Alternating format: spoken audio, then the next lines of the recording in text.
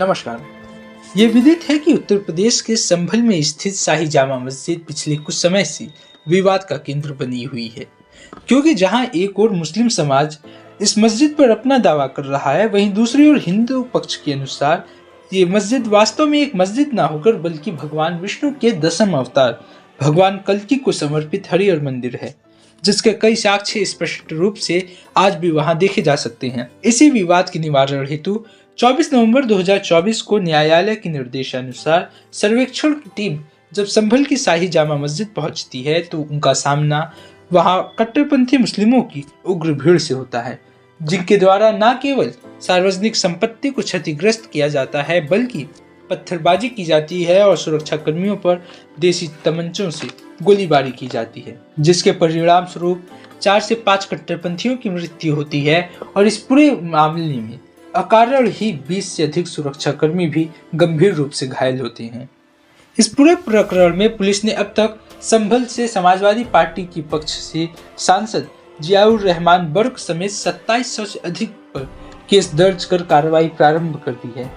और इस घटनाक्रम में विदेशी शक्तियों की भी संलिप्त होने की संभावना है, क्योंकि यदि कुछ मीडिया रिपोर्ट्स की माने तो घटना स्थल से पाकिस्तान के ऑर्डिनेंस फैक्ट्री में बनी रिक्त कारतूसों के साथ साथ अमेरिका निर्मित कई हथियार भी बरामद किए गए हैं।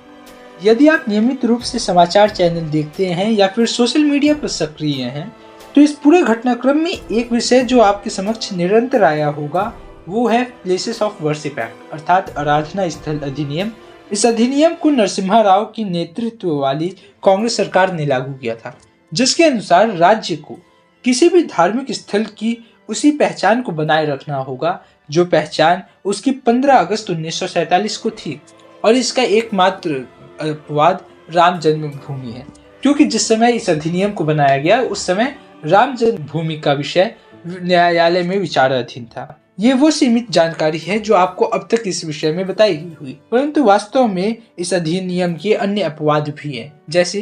Ancient monuments and archaeological sites and remains act 1958 अर्थात प्राचीन स्मारक व पुरातत्व स्थल और अवशेष अधिनियम 1998,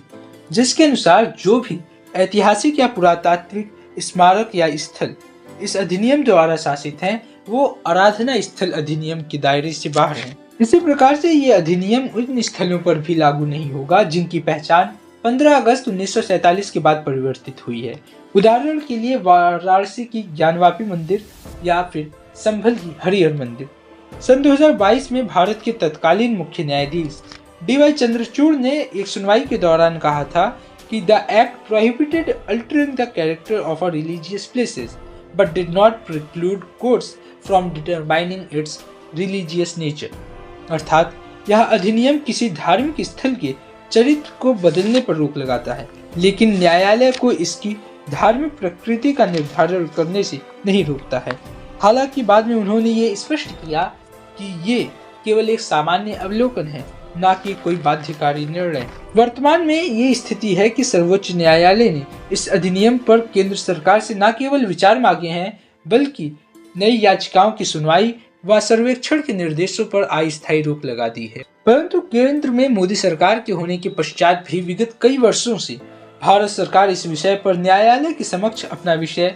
स्पष्ट नहीं कर पाई है। वहीं दूसरी ओर आज सर्वोच्च न्यायालय में अधिनियम को असंवैधानिक घोषित करने के लिए कई याचिकाएं लंबित हैं, क्योंकि ये अधिनियम धार्मिक समुदायों को अपने आराधना स्थल को पुनः प्राप्त करने के वैधानिक अधिकारों का से वंचित करके धर्मनिरपेक्षता के संवैधानिक सिद्धांत का हनन करता है। साथ ही साथ ये अधिनियम मौलिक अधिकारों का उल्लंघन करता है, जिसमें धर्म का पालन व प्रचार करने की स्वतंत्रता और धार्मिक विषयों के प्रबंधन का अधिकार शामिल है।